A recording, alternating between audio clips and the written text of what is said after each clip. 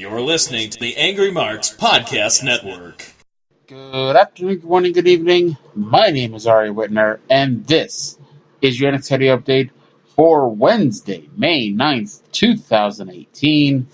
Thank you all for listening. The show this week began with the one and only Ricochet coming out for his very first in-ring promo since joining NXT. He said that no matter where he's been around the world, he wanted to make sure that everyone remembered him. His mission was at WrestleMania weekend for everyone to be talking about him. He plans on taking over NXT, and you can call it confidence, you can call it cockiness, but each and every time he steps in the ring, he proves that there is one and only Ricochet. And there is one and only thing on his mind, and that is the NXT Championship.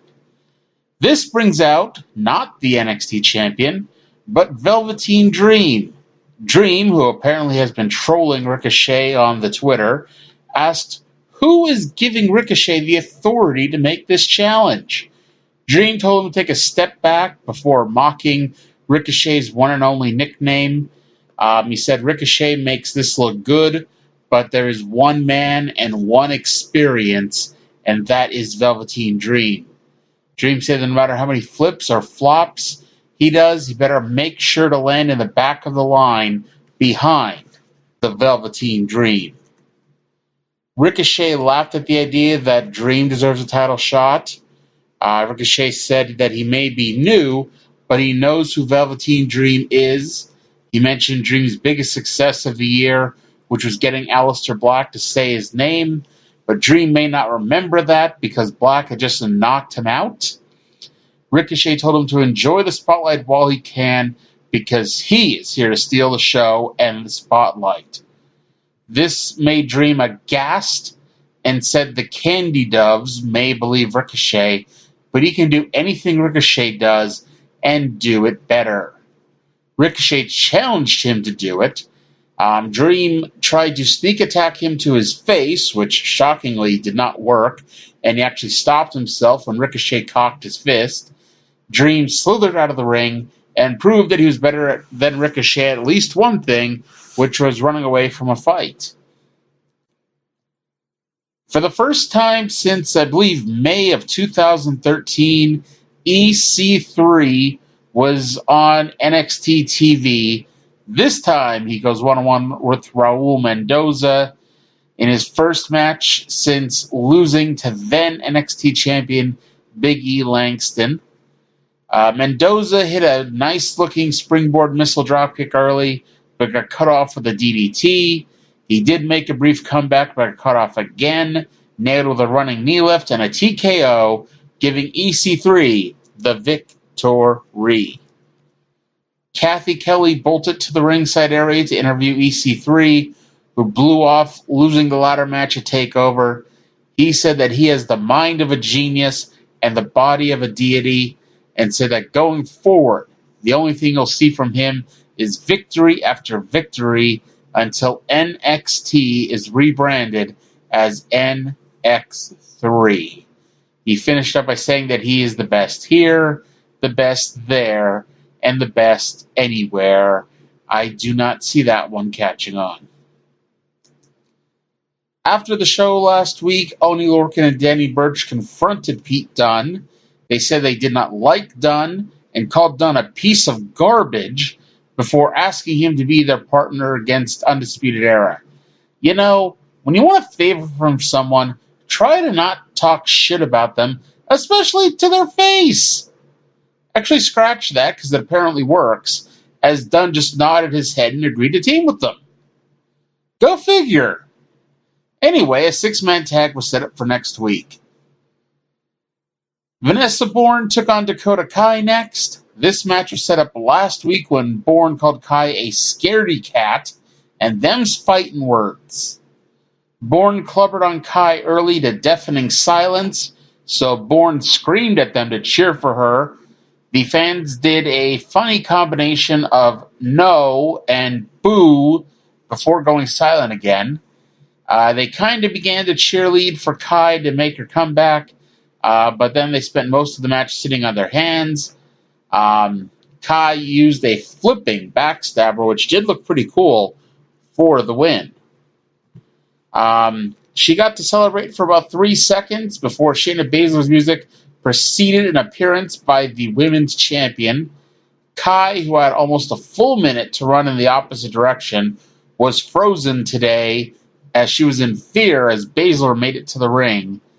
Baszler backed her into the corner before turning her attack on Bourne, who was just now getting to her feet. Baszler locked on the Kirifuda clutch, and Kai, who could have tried to break it up, ran away like a coward. Kathy Kelly was smiling at the camera backstage, waiting for Dakota Kai to come back for an interview. Kai suddenly flew into the camera, so Kelly asked her why Baszler is so successful at playing mind games with her. Apparently, Kathy Kelly did not watch NXT the past few months when Baszler beat the crap out of her. Baszler suddenly appeared and dared Kai to kick her. Kai did not, so Baszler mocked her and walked away. And then we see Nikki Cross hanging out nearby, cackling at this turn of events. That then led to the biggest tag team match in NXT as War Raiders took on Heavy Machinery. And I'll tell you what, these four men would probably get along really well in real life. I imagine them sitting down together to eat a lunch full of steaks before going off to lift a bunch of weights together. Instead, they're here doing battle in a collision of mean guys. This match began as a four-way brawl with both sets of large men crashing their full weights into each other. Raiders got the best of it as they broke it down into a tag team match for a few minutes here. Hansen picked up Rowe and threw him into Dozovic, who was in the corner. Otis heaved Hansen across the ring with a suplex before making the tag tonight. Hansen did a suicide dive to Dozovic as Rowe hit a hard knee strike to Tucker Knight's face. War Raiders hit Fallout for the quick, dominant victory. Street Profits were not happy that TM61 cheated to beat them last week, so we got a video of them training on a basketball court. Now that's all fine and dandy, except despite the fact that the whole point of this video was to show them training because TM61 cheated against them, they spent the entire video talking about how they wanted to be Undisputed Era for the Tag Team Championship. Main event time.